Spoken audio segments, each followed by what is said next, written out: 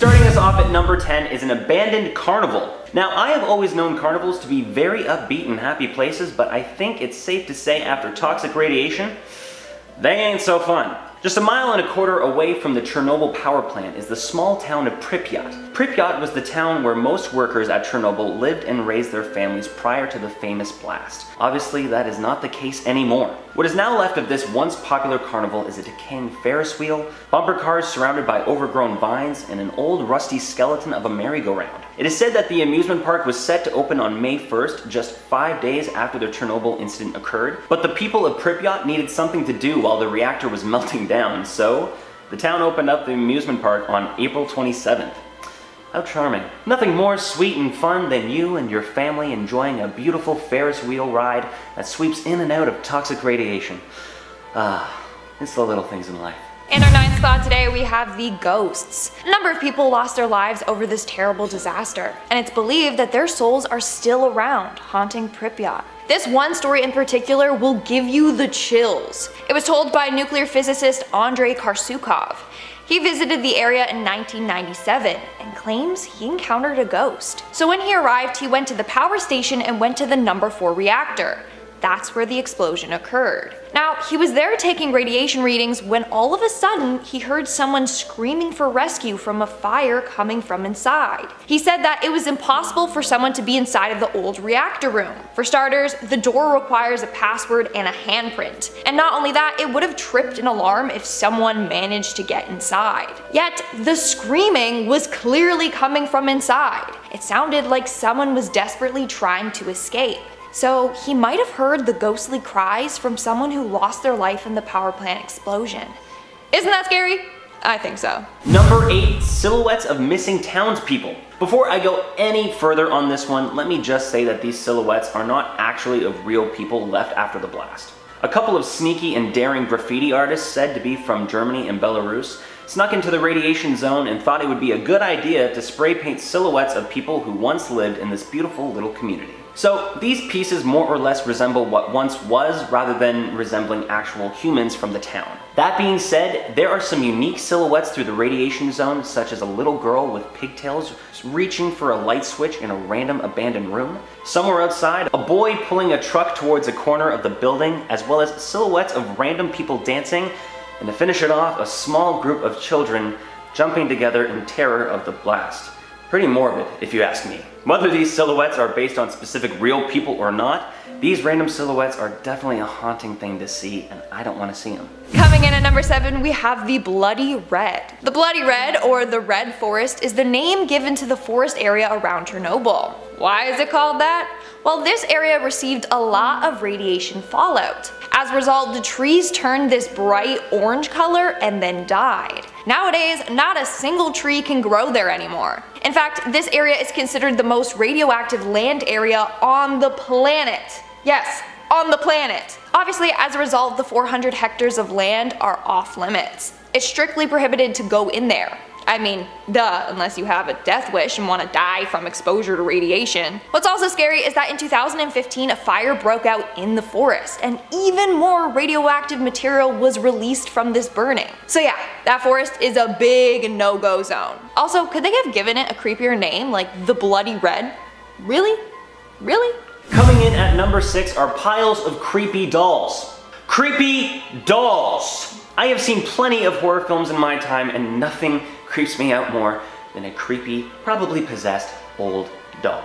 All through Pripyat, piles of dolls and doll heads can be seen in the randomest of places. Everywhere from windowsills, piles of debris, bed frames, tree branches, literally everywhere. Now, some of these dolls may be left over from the blast, but odds are they are all placed there by cheeky horror fans wanting to place their own touch on the Chernobyl site. Some of these are even propped up in specific poses with gas masks on.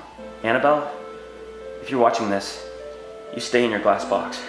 You got that? We are now at our 5th and halfway mark with the Hospital of Death. This is said to be the deadliest hospital on the planet. So after the nuclear disaster, this hospital began quickly filling up with a number of sick and injured citizens. Nowadays though, obviously the hospital is abandoned. But the basement of the hospital contains a dark secret. In the basement, there are piles of first responders' clothing. These clothings belong to the first responders like the firemen who were on the scene immediately after the explosion. Obviously, the clothing they wore when they rushed into the building is now highly contaminated, and still to this day emit dangerously high levels of radiation. So they were just dumped in the basement because they didn't know where else to get rid of it. In fact, the radiation in this building is 4,000 times higher than normal. It's crazy. Number 4, radiation-eating fungus. In the words of Jeff Goldblum, life finds a way. Currently, there is a fungus growing inside the damaged 4th reactor of Chernobyl where radiation levels are still insanely high. Discovered by scientists back in 2002, this fungus, when tested, showed that when exposed to higher ionizing radiation, it would actually grow faster. What happened to the tested fungus after? Who knows? Either way, I do wish I could have been there to test it with the other scientists because I hear they were some pretty fun guys. I'll show myself out. And our third spot today, we have the mutated animals. The Chernobyl nuclear disaster had devastating, lasting effects. The nuclear material leaked into the soil, contaminating food and water. In fact, the radioactive materials leaked into pastures and was eaten by cows, and then was later found in their milk that children were drinking. But let's talk more about these farm animals that were affected.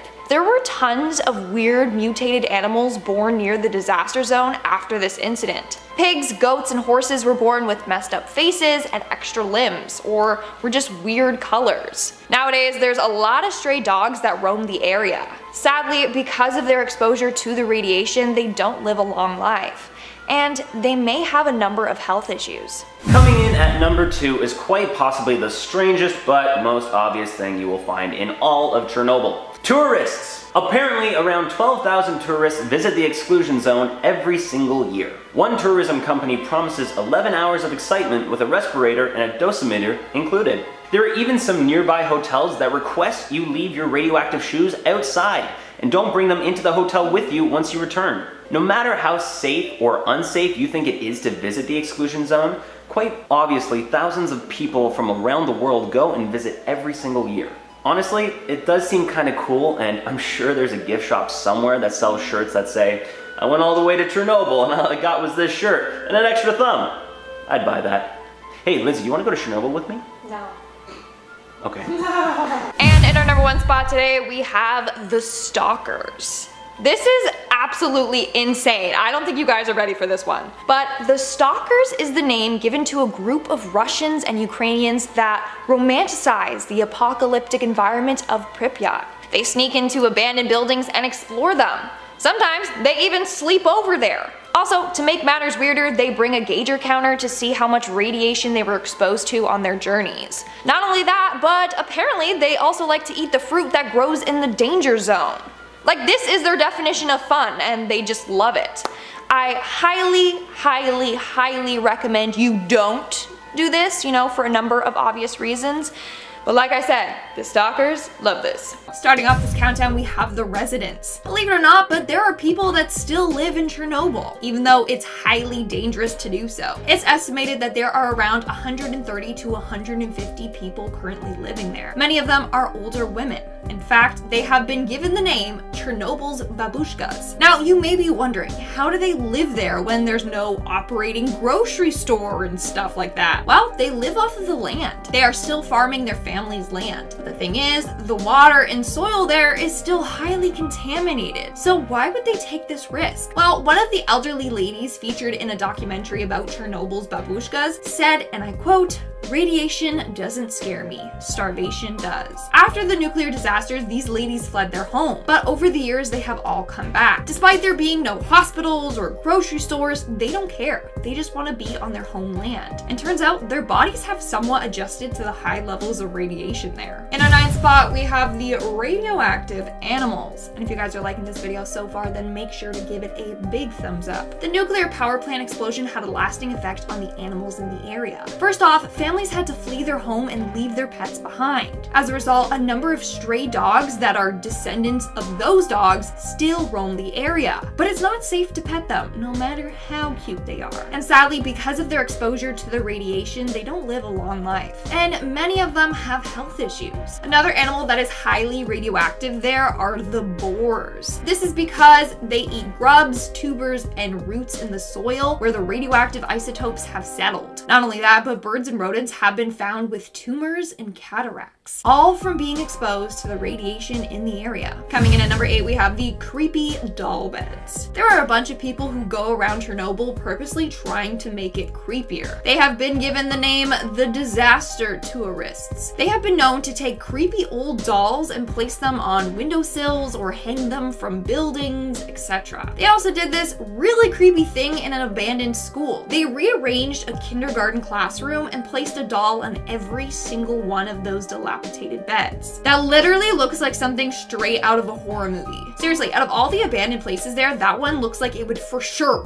be haunted. In our 7th spot today, we have the ghostly figure. There are tons of ghosts that haunt Chernobyl. I mean, any place where a huge tragedy takes place is bound to be haunted. In this case, the ghost was captured on live TV. So Sci-Fi Channel's Destination Truth went to Chernobyl and conducted a number of paranormal investigations. They even went to Reactor 4. While there, they saw a human figure appear on a thermal imaging camera. They believe that that is the soul of a worker that died from the explosion. They also checked out a number of abandoned hospitals and saw multiple figures moving throughout the hospital on the thermal imaging camera as well. Isn't that spooky? Moving on to number 6, we have the elephant's foot. The elephant's foot is a large mass of black poria. It's given the name the elephant's foot because it's shaped sort of like an elephant's foot. Now, this thing is highly deadly. It emits high levels of radiation. Anyone exposed to it for minutes could die from radiation poisoning. And guess what? Although it's not as active as it was back in the day, it is still generating heat and still melting down into the base of Chernobyl. The scariest part, if it comes in contact with water, another explosion could occur. Now, eventually the elephant's foot will cool on its own, but even then it will still remain highly radioactive. And no one should ever go near it. We are now at our 5th and halfway mark with the raccoon dog. This is a really freaking weird animal found in Chernobyl. When people first saw it, they actually thought the radiation caused a dog and a raccoon to just fuse together. Basically, they are found all throughout the exclusion zone, and they are thriving there. It's crazy to see how they have adapted to live in a highly radioactive area. Now, these things are freaking cute. In fact, they are the most observed animals in that area by scientists. Coming in at number 4, we have the firebugs. These are tiny but deadly radioactive bugs. They were discovered back in 2011 when 2 friends were out collecting flowers in the exclusion zone. Don't worry, they were doing this for scientific reasons, to study the pollen, not to just create a deadly radioactive bouquet of flowers. Anyways, while doing so, they came across these firebugs. They then went around collecting hundreds of these bugs, some from areas with higher levels of radiation and some from areas with lower radiation levels. In the end, they found that those exposed to higher levels of radiation had deformities. I mean,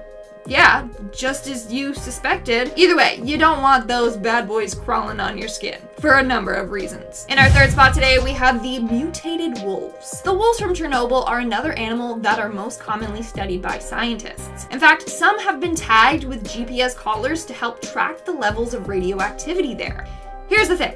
There was this whole scary legend going around that the wolves living there got mutated and were now highly aggressive and massive in size. There were stories being told of these massive wolves hunting down humans and attacking any and every animal. Turns out that this was false. But here's something interesting. Scientists believe that the wolves there have been mating with the dogs there. And in the end, they're creating these large dogs that look like wolves. It's pretty interesting. I want a wolf dog. Another interesting thing is that research has shown that the radiation isn't really affecting them. In fact, the wolf population is thriving there. As a result, they have concluded that humans have a greater negative impact on animals' lives than radiation does. Isn't that insane? It is said that there are around 300 wolves living in the exclusion zone. But again, like all the animals mentioned on this list, they are highly radioactive and dangerous to get close to or even pet. Coming in at number 2, we have the toons. victims. This is one of the saddest things at Chernobyl. But basically, a number of individuals that got exposed to the radioactive materials and died had to be buried in basically a big concrete coffin. Let's take a look at a man named Vasily Ignatenko. On that day, he went to the roof of the power plant to extinguish the fires. Sadly, he was exposed to a lethal dose of radiation and passed away. He was only 25. Now, his body was still radioactive. So Vasily, along with 27 other firefighters, were buried under big amounts of zinc and concrete. They did this to protect the public from the radiation emitting from their bodies. They were buried all around the reactor. It's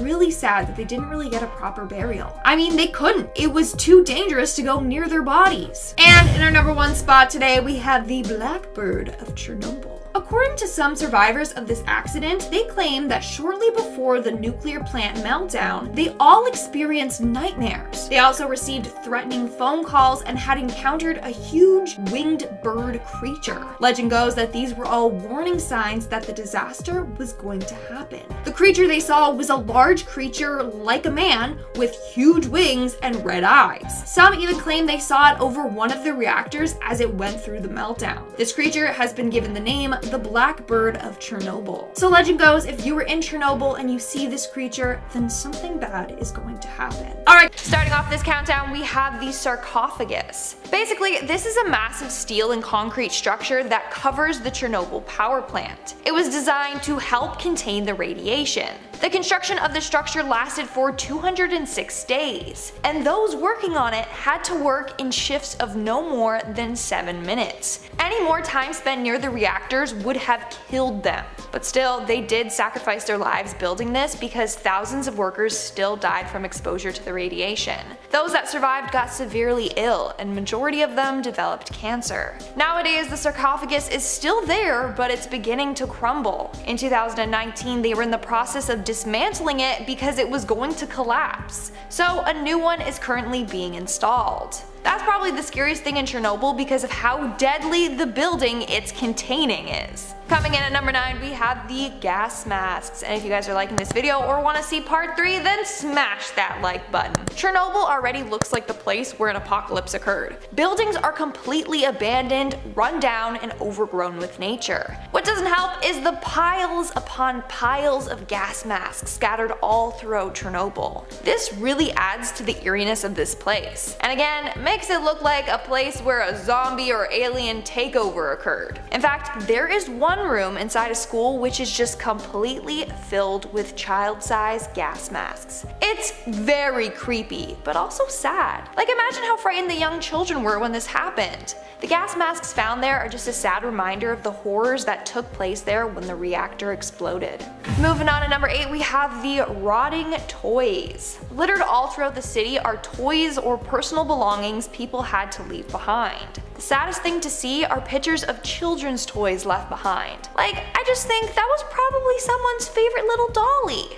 Go anywhere there and you'll find items scattered everywhere, now broken and covered in filth. Like, imagine you're rushed out of your home and have to leave behind all your personal belongings. That must have been so hard. I can't imagine how everyone must have felt. It's really depressing to think about. Moving on at number 7, we have the examination chair. So this one is pretty strange, but somehow a gynecologist's examination chair ended up in the middle of the woods outside of a hospital. Not only is that super weird, but it's also super creepy. It's all rusted and beat up and looks like an old torture device. Not only that, but that means someone had to go inside the abandoned hospital, find that chair, and then carry it all the way back down and into the woods. I got a lot of questions. Why would someone do this? And how long did it take them to do this? And again, why would someone do this? Either way, it makes for a very spooky encounter. Moving on at number 6, we have the abandoned cooling tower. A partially constructed cooling tower can be found at the Chernobyl nuclear power plant. They were built to evaporate the cooling water from the 2 new reactors. Sadly, they were never completed. Now, these things are massive. The diameter was over 120 meters and it stands at 150 meters tall. I Obviously, after the accident, there was no need to continue on with the construction of this, so the government just left the towers there along with everything else. Eventually, over time, nature will have its way with it and it will start to erode and crumble. It's just crazy seeing all these abandoned infrastructures. Imagine how life would have been if that explosion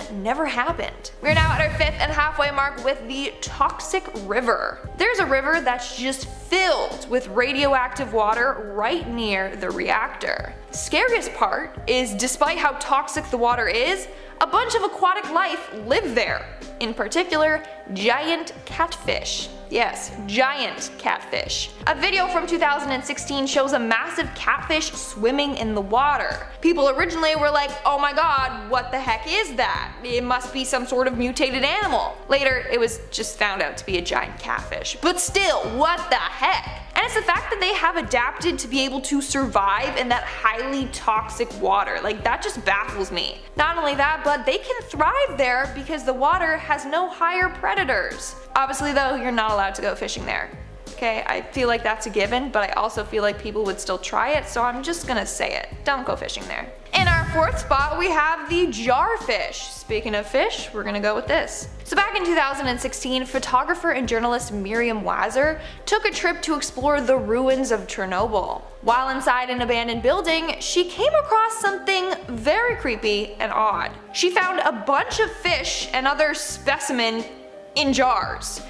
Why someone was collecting fish, it just baffles many. And they weren't even like proper beakers or science mason jars. No, it looked like someone emptied out their jar of pickles and then used it to store the specimen. I think it's best if those remain untouched. Like, can you imagine how stinky they would be if they were open nowadays? They would reek. Old stinky fish is not something I would ever want to handle. Now, the other specimen beside the fish are unknown. No one knows what the heck they are. But if you know, let me know in the comments below. Coming in at number 3, we have the abandoned hospitals. The hospitals at Chernobyl are quite eerie. They're just filled with rusted, empty hospital beds, littered syringes, and more. The walls and floors are cracking, and there's dirt and questionable red marks on the floor. I think the saddest thing though is that these hospitals are often trashed with medical supplies just tossed everywhere. The days after the explosion happened, people were frantically rushing to hospitals. Hospital staff were overwhelmed by the amount of people there. This moment is still preserved in the hospitals to this day. It's pretty dark once you think about it.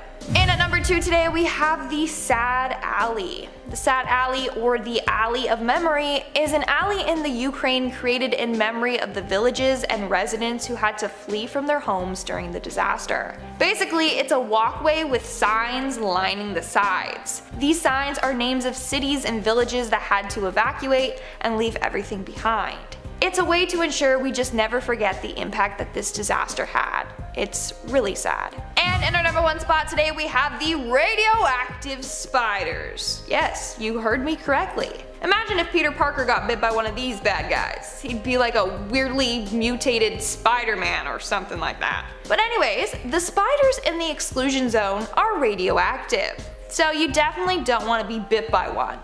Oh wait, it gets worse. They also make radioactive webs. Yeah, you heard me, that's a thing. So you don't have to just worry about these spiders, but you have to worry about walking through their deadly webs. Like, what the heck? No thank you. Nuh-uh. I'm not a fan of spiders, but imagine radioactive ones.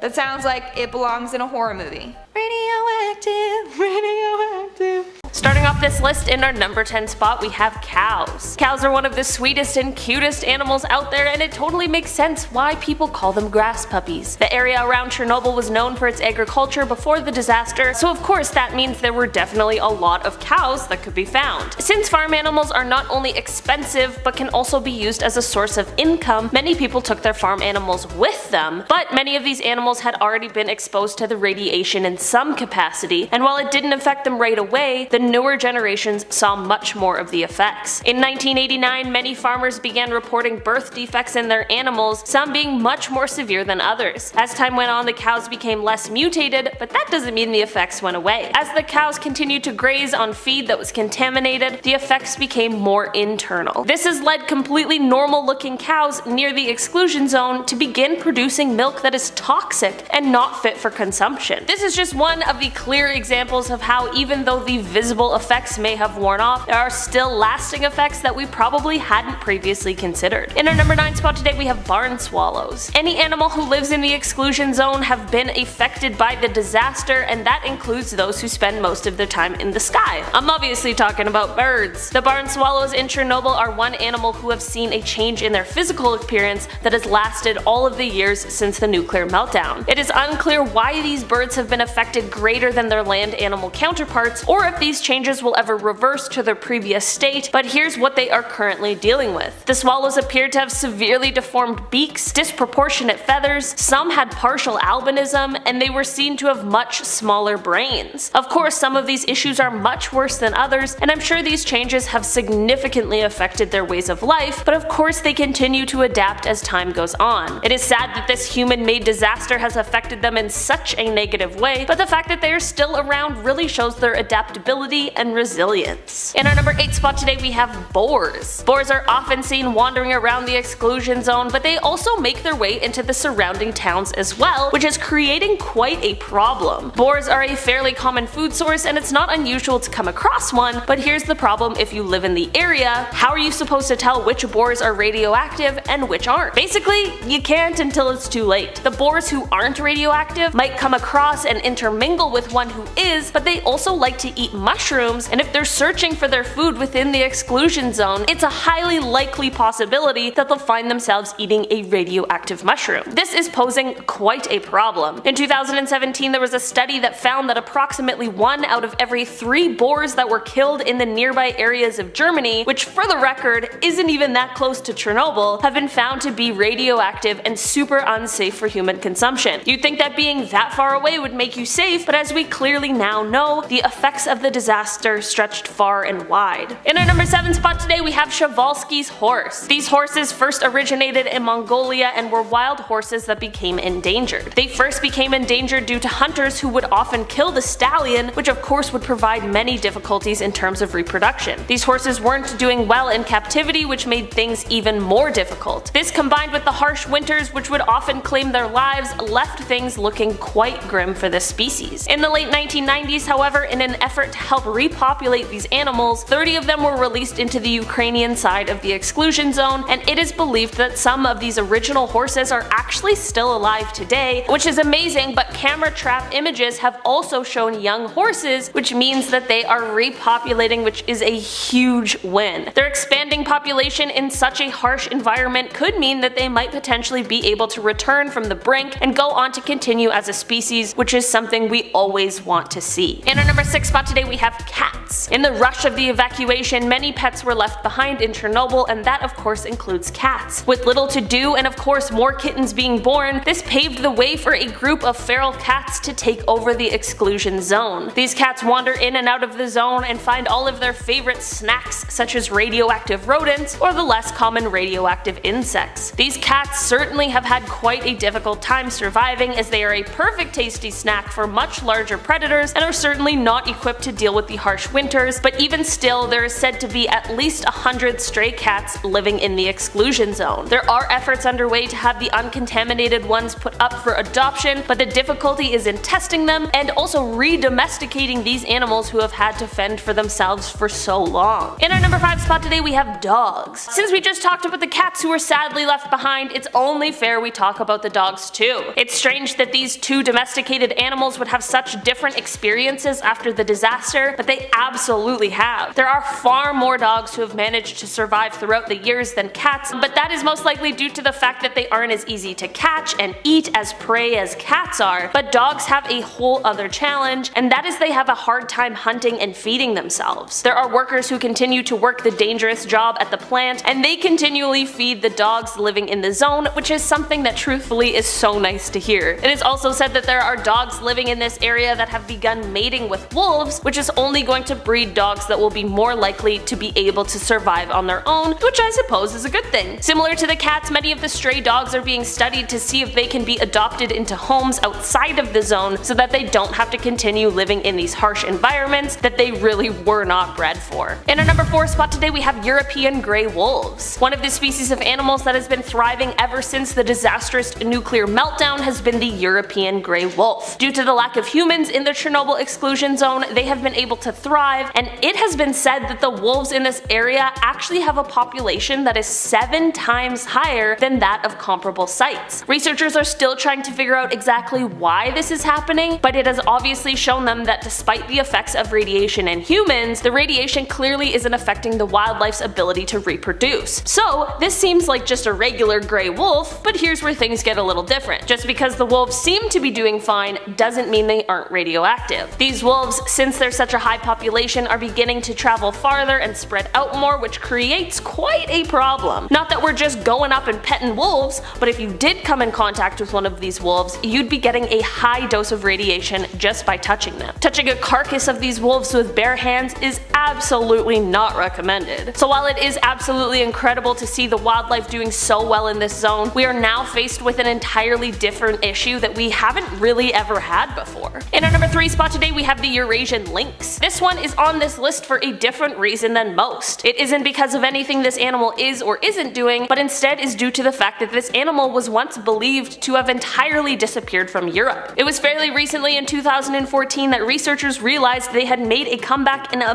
big way. Similar to most of the animals we've talked about today, the Eurasian lynx has been able to thrive due to the lack of human population and interference. Their downfall was attributed to urbanization as well as hunters, and they were mostly wiped out in the early 20th century, although they remained in certain parts of Siberia. There is still a lot more research that needs to be done about these creatures to determine exactly how radioactive they are, and this will take time due to the dangers of the zone they reside in, as well as the nature of these creatures in general. But just being able to see that an animal that was struggling has been able to make such a comeback is probably one of the best things to come out of such a horrible disaster. In our number 2 spot today we have bison. Bison are right up there with wolves for most dangerous radioactive animal, and that is due to their size as well as the fact that they are a source of food for some. These huge animals can weigh up to 2,200 pounds and are certainly not an animal that is easily messed with. Many bison weren't affected by the radiation immediately, and instead it became much more of an issue once they started eating food that had been contaminated. They like to feed on grass, and a lot of it, and the radiation didn't only affect animal life but plant life as well, making their food source a literal feeding ground for radioactive material. Similar to the wolves we talked about before, running into these guys isn't only a threat now because of their size, but now because if you get too close, you could be facing some unsafe levels of radiation. In our number 1 spot today we have spiders. I've talked about my hatred for spiders a lot on this channel, but to be honest, they keep doing cool things, so I have to keep talking about them. Okay, well maybe this one is less cool and more scary, but still,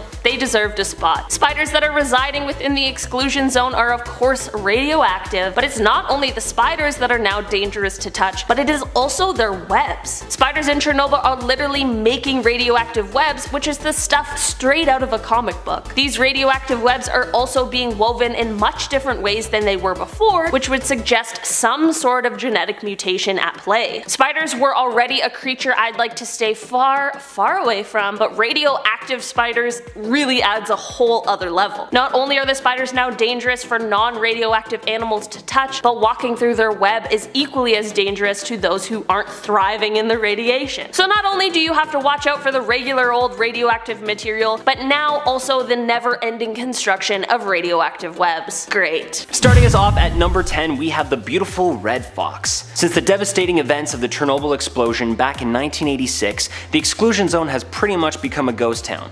But only for humans. As far as wildlife is concerned, this place is booming like Vegas on a Friday night. One of the most often seen animals there is the highly adaptable red fox. Red foxes are known to thrive in many different kinds of environments, from urban and rural areas from Canada all the way to Australia, and Chernobyl is no exception. The red fox is not exactly accustomed to humans, especially near Chernobyl, so most of these foxes are not actually scared of the tourists that do explore the exclusion zone every year. Many visitors report that these foxes actually approach them hoping for a little treat.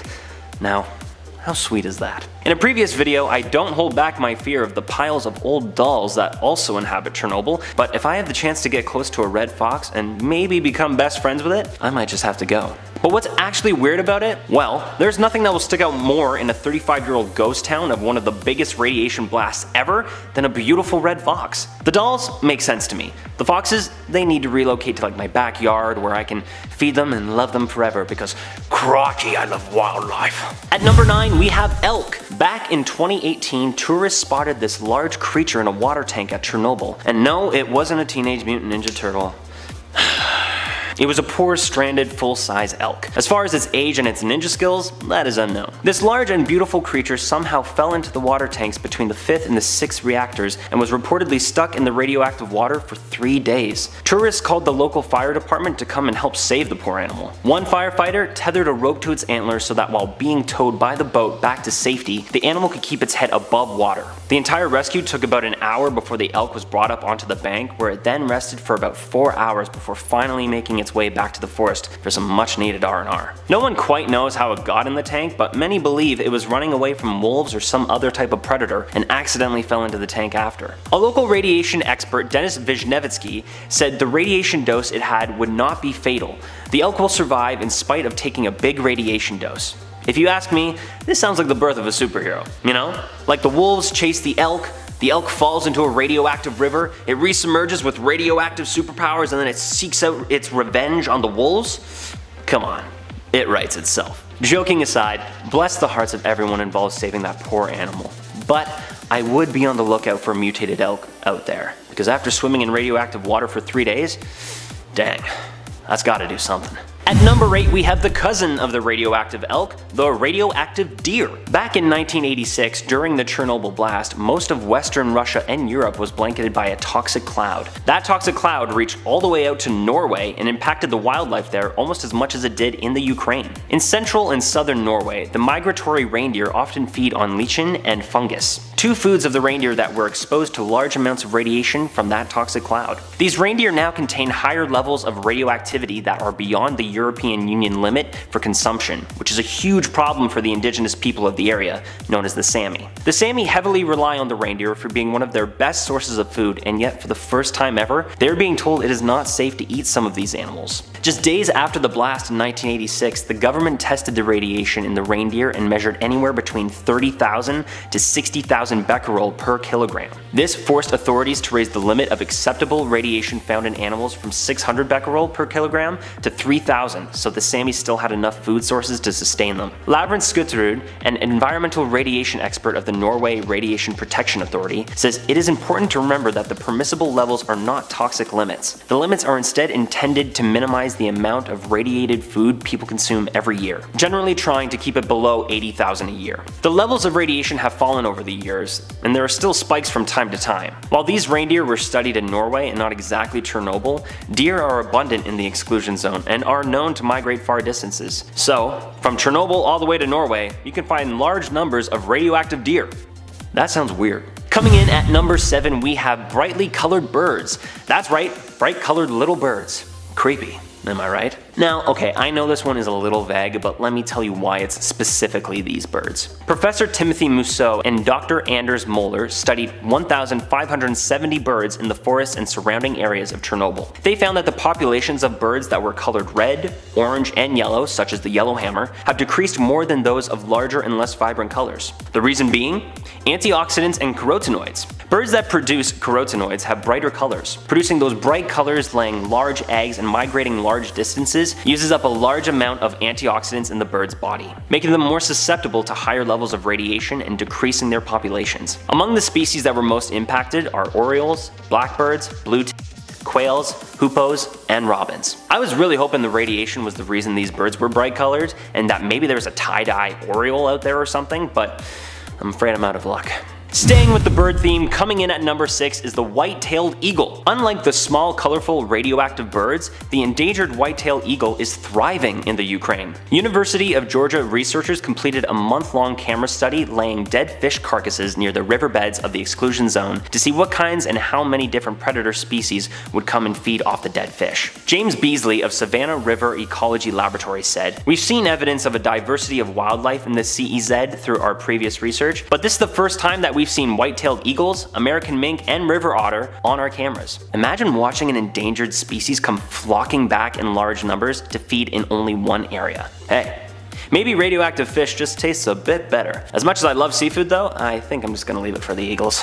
Coming in at our halfway point, number 5, we have the European brown bear. Reported back in 2014 for the first time in 100 years, a brown bear was seen in the exclusion zone of Chernobyl. A Ukrainian collaborator for the Transfer Exposure Effects Research Program by the name of Sergei Gaschek set up cameras hoping to learn more about the effects of the radioactivity in the area when all of a sudden one night on camera, a brown bear decided to make its big entrance back into Chernobyl. Brown bears are not the first large mammal to be seen in the exclusion zone, but it is definitely something to celebrate after a brown bear pieces out of there 100 years ago. Project leader Mike Woods from the University of Salford reported that, "We are basically working on the assumption that as you move people out of the equation and human pressure and disturbance is removed, then any animals that have a corridor into the exclusion zone find they are suddenly away from the pressures and dangers presented by people." So basically, this radioactive ghost town is a heaven on earth for all of our large furry friends. But hey, as long as you got the bare necessities, who cares what it looks like? I wonder if our buddy Bigfoot ever vacations there.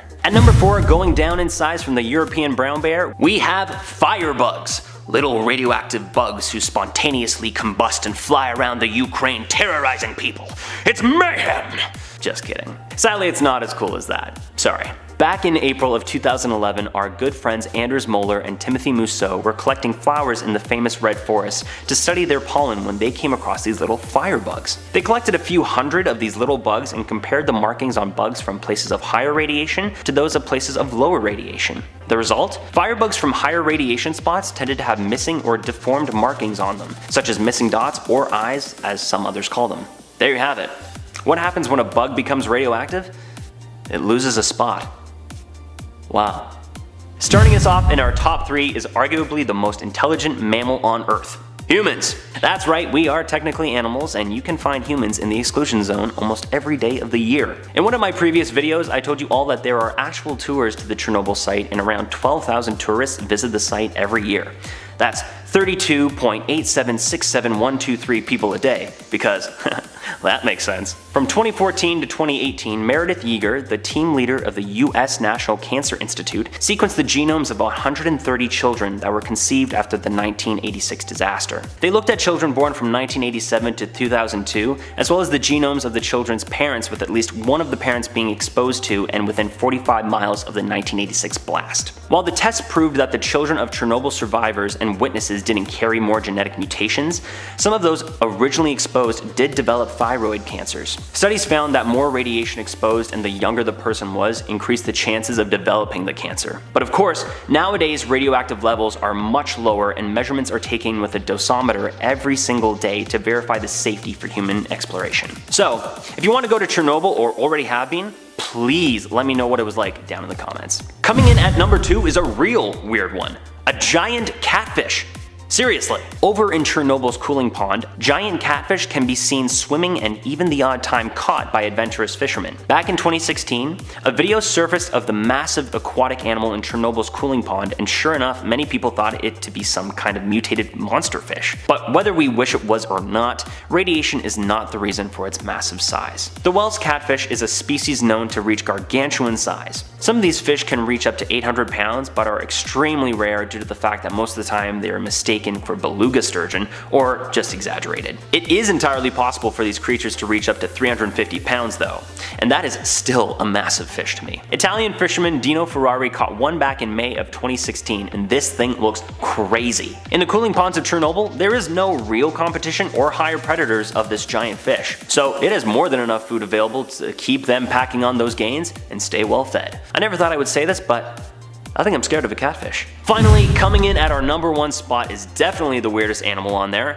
It's the raccoon dog. These half raccoon, half dog looking animals are a topic of controversy with some authorities, arguing if it is a member of the dog family or a member of the raccoon family, or the much more scientific name for it, part of the Procyanid family. Yeah, raccoon sounds better. These crazy interesting animals are native to Eastern Asia as well as quite common in the exclusion zone of Chernobyl. Once again, this is not a really cool radioactive combination of a raccoon and a dog, but just another animal that isn't exactly sure which family it is a part of. In a study completed by the ecologist James Beasley, it was discovered that raccoon dogs were just one of the many species of mammals that are thriving in the exclusion zone. He even got his picture taken with one, and I gotta say, it's so fluffy! For the longest time, I really wanted to get a dog and I didn't care what breed it was, but now, I think I want a raccoon dog. Starting us off at number 10 are Dewey's old favorite, dolls. Remember this one? Yeah, so in case you missed a few of our other Chernobyl videos, there are large piles of creepy, most likely possessed, burned up, radioactive dolls everywhere. Where are they coming from? Well, odds are most of these are actually coming from tourists and people looking to grab that one spooky and scary pic for the gram, but no one knows how this all came to be. It's hard to know if this started from actual dolls that witnessed the explosion or if someone just had the bright idea one day to start adding messed up dolls all over the exclusion zone. In the end, we will never know because unless you are a regular there at the exclusion zone, it's hard to distinguish which dolls have been there since day one and which ones are new additions. Either way, I hate all of it. At number 9, we have missing silver filters. Remember those pile of creepy dolls? Yeah, of course you do, it literally just freaking happened. Well, in addition to the piles of dead dolls, there are also piles of old gas masks everywhere, especially in one old school classroom. Some cheeky and hilarious, sick person even put some of these masks on dolls. Isn't that great? Anyway, what is mysterious about these gas masks is that these filters inside of all of them have been removed, and these filters contain just a small amount of silver in them, and what is most likely what happened is that looters came and took all of them. But what was done with the silver? No one really knows. If looters did indeed steal them, then I'm guessing that somewhere out there some people have radioactive jewelry or even silverware because they most likely sold it. It's hard to say, but if any of you watching have your own Geiger meters at home right now, I would check it out on anything silver in your home because you might just have a Chernobyl souvenir without even knowing it. At number 8, we have survivor immortality. While this one doesn't take place in Chernobyl exactly, it stems from Chernobyl. One Russian scientist who survived the explosion back in 1986 and 6 other Russian scientists have recently relocated to the small Greek island of Gavdos. There is some conspiracy though, because some believe that these scientists actually relocated to the island to become immortal. Gavdos has 50 residents in total on the island, and it is believed to have mythical healing powers that make its residents immortal. Reporters from Vice interviewed a filmmaker who was making a documentary on the island and found out that the scientists work on various inventions from inside the local compound. They also have 7 acres of land that was given to them by a priest. Some think these Russian scientists are spies, while others believe they moved out there to not only become immortal themselves, but also clear them of all the radiation using the mystical powers of the island. They are apparently also building a temple named the Temple of Apollo. I think these guys were a little too close to the blast, if you know what I mean. At number 7, we have the random examination chair. Out in the middle of a wooded area in the exclusion zone is a random gynecologist's chair. How the hell did it get there? No one freaking knows. It can only be assumed that this chair was picked up by some local pranksters who went through the trouble of picking up this radioactive artifact and brought it to a random spot in the woods. But that is so much freaking work. I mean, guys, why? Aside from that, every other possibility is straight up terrifying. Maybe the blast blasted the chair out in the forest, but if it did, then why was there one of these chairs so close to a freaking radioactive reactor? See, it doesn't make any sense whatsoever. So it's just another unproven, less than appealing site that can be found in the exclusion zone. At number 6, we have silhouettes. You may remember this one from one of my other Chernobyl videos too. The mystery here is we have no idea if these silhouettes are actually based on real people or if it's just a morbid art piece done by another Chernobyl creepy artist. New silhouettes show up all of the time, all over the town of Pripyat, and the only other mystery here is who is behind it. Is it one talented artist, or is it a group that has decided to take turns so no one ever gets the true answer? No matter what, these things sure do add to the creep factor of this ghost town, and I'm sure it's also a terrifying sight to see at night. Coming in at our halfway point at number 5, we have a Chernobyl cover-up. In a documentary titled The Russian Woodpecker, Fyodor Alexandrovich explains a conspiracy theory that the Chernobyl blast was actually orchestrated to cover up the failure of the Russian woodpecker. Now, it wasn't a Russian bird or the Russian version of Woody the Woodpecker. The Russian woodpecker was actually an array radar that was meant to detect missiles before they were launched. The device was named after its woodpecker-like sound it would make during its operation. It cost 7 billion rubles and unfortunately did not work. It is suspected that it didn't work because of the northern lights messing with its signals, but it can't be for certain. So instead of suffering this terrible embarrassment, the Chernobyl plant that was known for its instability blew up, distracting everyone from the failure of the woodpecker. It's hard to say how likely all of this is, but when shooting the woodpecker documentary, apparently some pretty weird stuff happened to the documentary crew, such as visits from secret police services, as well as even one crew member being shot by a hidden sniper during the Euromaidan protests. Whatever the truth is here, it sounds like they were putting their nose where it wasn't wanted. At number 4, we have no containment building. Back in 1986, when the Chernobyl explosion actually happened, there was quite mysteriously no containment building that surrounded the reactors. Usually there are containment structures around radioactive places like the reactors located in Chernobyl. They are gas-tight structures that are usually made of steel reinforced concrete, so it can confine fission products that could release into the atmosphere during an accident if one were to happen. Sure enough, we all know that one happened here, and interestingly enough, it was not prepared for an accident that dangerous. According to author Richard Mueller of the book Physics for Future Presidents, The Science Behind the Headlines, if there would have been a containment unit around the reactors, Mueller believes that there would have been virtually no deaths. Interesting. I wonder if this coincides with any of the conspiracy of the Russian woodpecker as mentioned before. Maybe.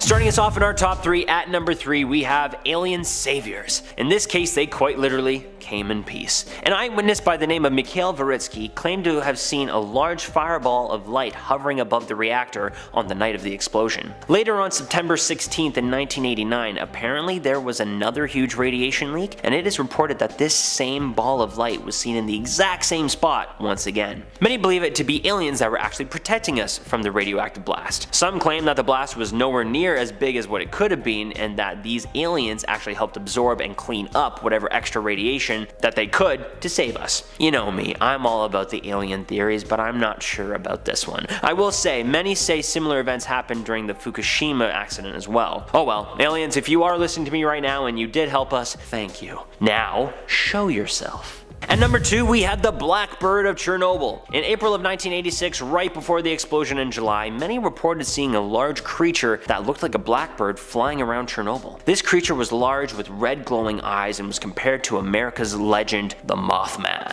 Why? What's so similar between a large Mothman and a large blackbird? Well, both of these creatures had large glowing red eyes, as well as both showed up right before major events. The Mothman appeared and was spotted right before the Silver Bridge collapse in Point Pleasant, West Virginia in 1967, which reportedly killed 46 people. Some survivors of the Chernobyl blast reported seeing this giant scary creature fly away from the reactor after the blast. Many believe that this bird was a paranormal entity that was a harbinger of terrible things to come. Others believe it was just a large stork. I don't know what to believe here, but the idea of a giant paranormal creature that is similar to the one that was seen in the US 20 years before gives me goosebumps in the best way possible.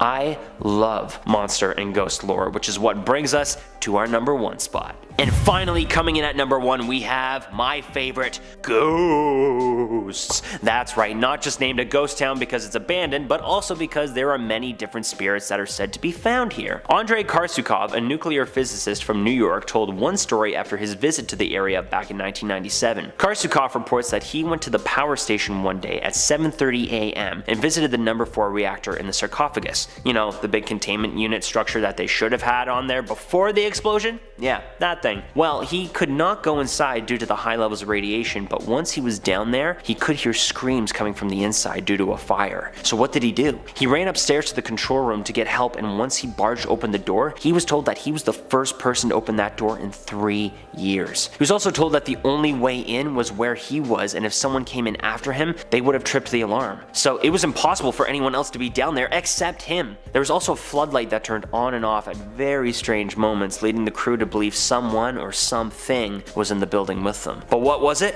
I don't know. You be the judge.